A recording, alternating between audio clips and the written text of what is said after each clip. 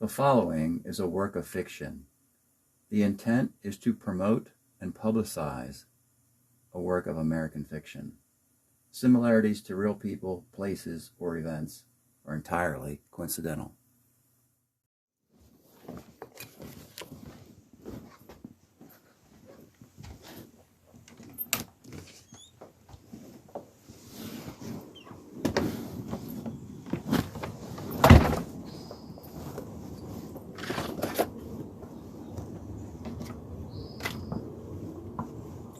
Hello viewers, and welcome back to another chapter of HENRI EDSON XIMENEZ. I am Paul Flum on behalf of Conscious Publishing and the Shrimp Trawler channel, and today we're going to read chapter 32, which is called Oblivious Morning Reflection. Now if you were with us in chapter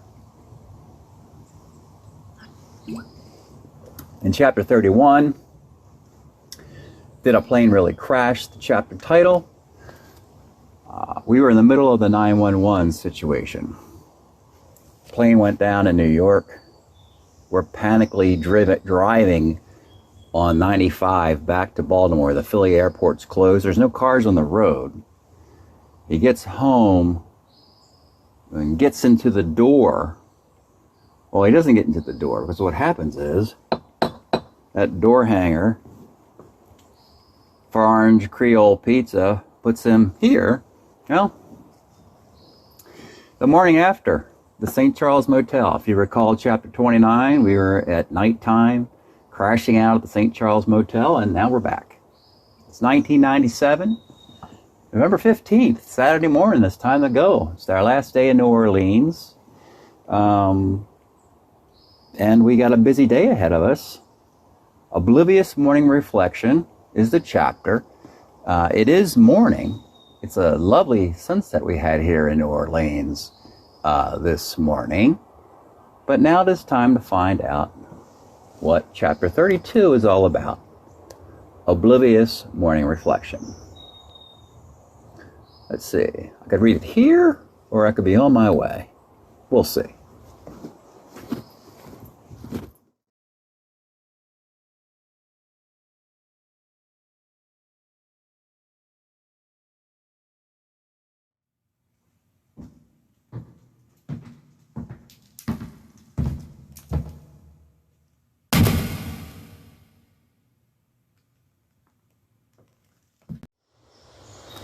Okay, now it's chapter 32, Oblivious Morning Reflection. Waking up in New Orleans, Louisiana. It is November 15, 1997, 7:21 a.m. There is an empty Mojo's pizza box in the trash can.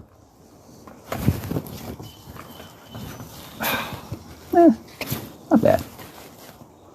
A non-empty pizza box in the recently plugged-in mini fridge. This is the last day in New Orleans. Soon to be heading back home to Baltimore. Would be nice to make good use of the morning light for filming. Check the Walkman, 2 more songs left to do. Maybe take a short drive. Revisit. And get another shot recorded. About to check out of the motel, keys at the counter. Oh wait, U-turn. Back to room 113, the other pizza. Now back at the counter, you check out of the motel. Dropping the keys off through the slot. The truck is already packed up. With typewriter, knapsack, odds and ends. It is a short drive to the New Orleans Museum of Art. The grounds of Noma are gorgeous. There are plenty of trees, a reflecting pool with geese, manicured lawns, and a garden of delights.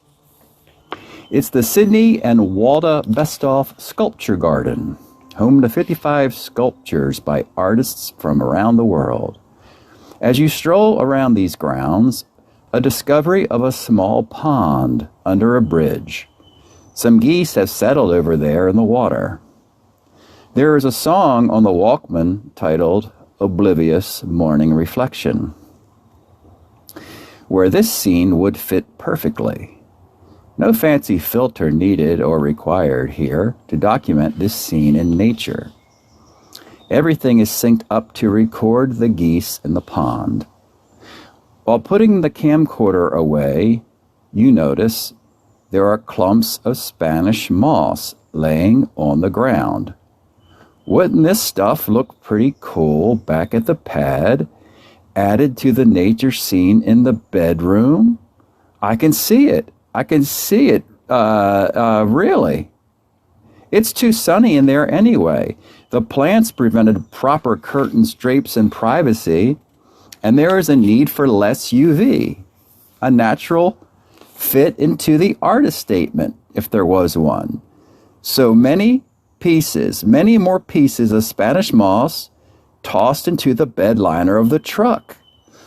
So we have a time slip. This was the actual moment that he finally picked it up, put it in the truck for the first time. Previously, we read the typewritten pages from the manuscript, and then we recreated this scenario in Savannah a year later because he ran out of moss from the first trip. And then he faked more moss in the Chimney Park episode, and we'll just fake more Spanish moss as an overdub in this episode. So there's that. Oh yeah. Back to the writing here. Okay. Put the camcorder in the knapsack, which is weighed down by a brick. That's not really a shocker. It is November 15, 1997, 10:23 a.m. After the morning stroll through the grounds, the time has finally come. Staying in New Orleans forever is not an option. It's time to begin the long journey back to Baltimore. Cold pizza to munch, laying on the passenger seat, and the last bottle, here we are, of Doritos. It's time to go. 72 miles. 1 year. 418 miles. That felt kind of weird. 511 miles. 2 years. 716 miles. 757 miles. 3 years. What's up with that?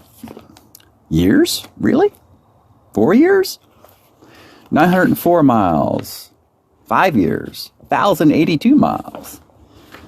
6 years. Whoa, what a strange trip. 1,117 miles. I see it. Indigo, baby. 6 years. Indigo. Well beyond November 1997. Did you know 2003 was also indigo? And what's that? Losing interest in baseball trivia? You're right. We did this one earlier. And that concludes Chapter 32, Oblivious Morning Reflection.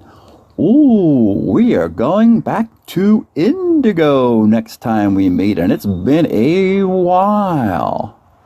As I recall, we've only been there once. The indigo era. And it was way back in one of the early chapters of our story. The indigo era of 2003. Should be a blast. I want to thank Conscious Publishing, the Shrimp Trawler channel. I hope you're enjoying the series. And also we have some nice more footage, actual footage from the New Orleans Museum of Art at the end of this. You should check it out. I hope you are enjoying the series, and we'll see you next week.